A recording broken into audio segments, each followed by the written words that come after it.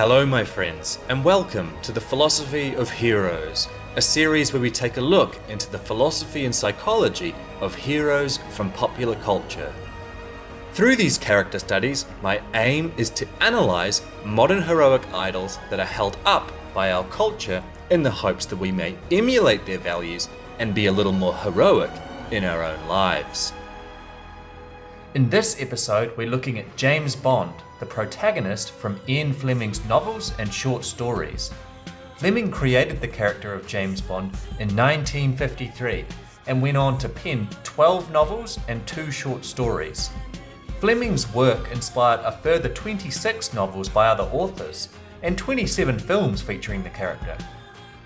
For this video, I've chosen to focus on the characterization of James Bond in Fleming's original novels and Daniel Craig's film portrayal of the character, as they're reasonably congruent with each other and they both get at the essence of the character. Now, I know the purpose of this series is to analyze heroic idols so that we can emulate them and be more heroic in our own lives. However, in my view, James Bond is a character with some important philosophical trade-offs. He's a fun character, but there's a lot of suffering and tragedy thrown in there too. I personally find morally ambiguous characters really intriguing, and I do intend to cover more characters like this, such as Anakin Skywalker. But let me know if that's something that you'd like to see more of. Fallen heroes or anti-heroes. So, philosophical discretion is advised. With that said, let's jump right in. James Bond is a pretty good example of German philosopher Friedrich Nietzsche's Übermensch. This concept has been talked about a lot in the internet philosophy space, which I'm happy about. But there are a few aspects that perhaps get overlooked, which I think are particularly relevant to James Bond. The typical features of an Übermensch all apply to James Bond. He overcomes himself, he affirms suffering even though he and the people around him suffer near constantly. He says yes in the face of his own fear, pain, or death, and he lives without regret. That is, he would have things no other way. A compelling and more controversial aspect of the Übermensch we see on display in James Bond is his independence from conventional morals and values. As an audience, we enjoy Bond because he drives expensive cars, he wears nice suits, he sleeps with beautiful women, and he's a man of action. But surely, nobody would actually want to be James Bond, would they? The reality of James Bond's life is, to me, quite horrifying. He fights constantly, usually to the death. He has to, or rather chooses to, kill people frequently. He's never safe. He's always hunting or being hunted. We like to romanticize this life, but frankly, most of us would have serious concerns about such a lifestyle, and we'd be right to. It's not obvious James Bond is even a good person in the conventional sense. He's a spy for MI6 British intelligence, yes, but he's also a murderer. He's accused regularly by his enemies of being an assassin, a common hitman, a hired gun. Almost all of his friends and lovers die, and usually in part because of their association with him. In reality, James Bond's life is absolute carnage, and he in turn spreads that carnage. The blonde beast, in Nietzsche's words. This actually aligns perfectly with the Nietzschean Übermensch. James Bond is beyond good and evil.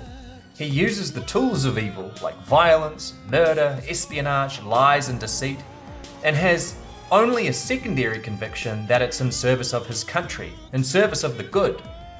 Sometimes when James Bond's allegiance to Her Majesty the Queen is brought up, it's presented facetiously, acknowledging that while, yes, Bond does serve his country, it's not like it's something he's especially driven by or concerned by. So, what does James Bond stand for? Nietzsche is perhaps most famous for his proclamation, "God is dead, and we have killed him," referring to our own debasement of higher meaning in the universe, or disbelief in the creator God. This makes way for nihilism, or belief in nothing. Nietzsche didn't regard this as a bad thing, necessarily. Tragic, perhaps, and spiritually crushing, but inevitable in our philosophical and scientific campaign for truth. For Nietzsche, and others, it is better to hit rock bottom, so to speak, so that we may begin anew with the transvaluation of all values, to construct anew the ideals of humankind. From this lens, it makes sense why James Bond wouldn't vest his ultimate meaning and purpose in some higher symbol like the Queen or country. These concepts are surrogates for a god, something beyond ourselves, something larger. I believe James Bond ultimately believes in nothing at the core of being. Although it's never made explicit, at least not to my knowledge, I bet you James Bond is an atheist. He is an instrument in a sort of absurdist symphony. And that is not to say that James Bond holds no values. He most certainly does. My point is that he's arrived at said values out of a valuation of the moral landscape rather than a belief in a higher cause. So, we might ask, what is the criteria he's deployed to arrive at those values? I mentioned earlier that James Bond has a taste for exotic cars, fine suits, beautiful women, and personal extravagance in general. Bond jet sets around the world, staying in fancy hotels, drinking cocktails, dining wherever he pleases, wearing whatever he pleases, and all thanks to the British taxpayer. Superficially, it makes for a very sexy character, but in my view, it's also a metaphor for James Bond's overall criteria. James Bond is, first and foremost, a fictional character, so keep that in mind. But the reason James Bond does the things he does is because it's cool. Because it makes good stories. It looks good on screen. We enjoy the fantasy escapism of it all. When we go and see a James Bond film, we expect to see action, high-speed car chases featuring luxury cars, fight scenes and shootouts in spectacular locations, and travel to remote and exotic places. There's always been an aesthetic tilt to James Bond, and my claim is, it's not just visually, but also morally and symbolically. He lives a life of danger and adventure. He's wild and instinctive. He's like a Greek hero who was raised by wolves and slays monsters. Nobody should really wish to live this life, but we do enjoy the stories. I mentioned earlier that we should proceed with philosophical caution in talking about James Bond, and I hope the reason why has become clear by now. But there is something to be gleaned here, a kernel of wisdom I think Nietzsche was right about. In a nihilistic world, without ordained meaning from a higher purpose, we must choose our values carefully. Culture does most of the legwork for us. Depending on where you live, your culture is likely teeming with inherited values from Christianity, Hinduism, Buddhism, Confucianism, capitalism, individualism, collectivism, communism, ism, the list goes on. Values like truth, justice, compassion, equality, power, freedom are all present in our lives. And I don't take issue with any of this. These values earned their place in our cultural evolution. They were well adapted to survive and thrive in the hearts and minds of our social species. But Nietzsche's point, which is clearly on display with James Bond, is that we should consider our values aesthetically. Suffering is an inevitable part of life. Of that you can be sure. Humans live in a relative oasis of peace and freedom compared with the other life forms of the past 4 billion years. James Bond, however, clearly isn't beholden to avoiding all suffering for himself and those around him. Far from it. He seems to relish it, always bleeding, always bashed and bruised. Ask yourself, my audience, what is it that I value? What is it that would make my life, when viewed as a whole, more beautiful, more pleasing, more worthy of pride? And don't be hamstrung by fear of judgment or suffering, but consider those things also. Proceed with caution. I don't want to be completely safe and harmless, but I don't want to be James Bond either.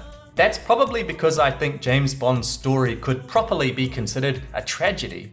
James Bond's life has fatalistic themes to it. His parents died when he was young.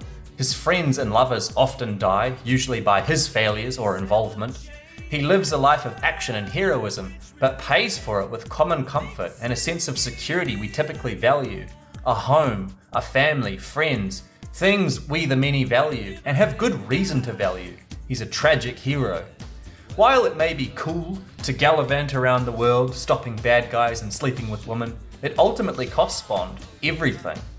Spoiler alert, if you haven't seen Daniel Craig's No Time to Die, In the final act, the villain, Safin, manages to infect Bond with a selective nanotechnology virus that is programmed to specifically infect and kill his lover and child. He can never again make contact with the ones he loves. After saving the world from a catastrophic biological weapon, that is his fate. It's upon learning this fate that James Bond accepts his death. The job is done. Why cling to life intrinsically?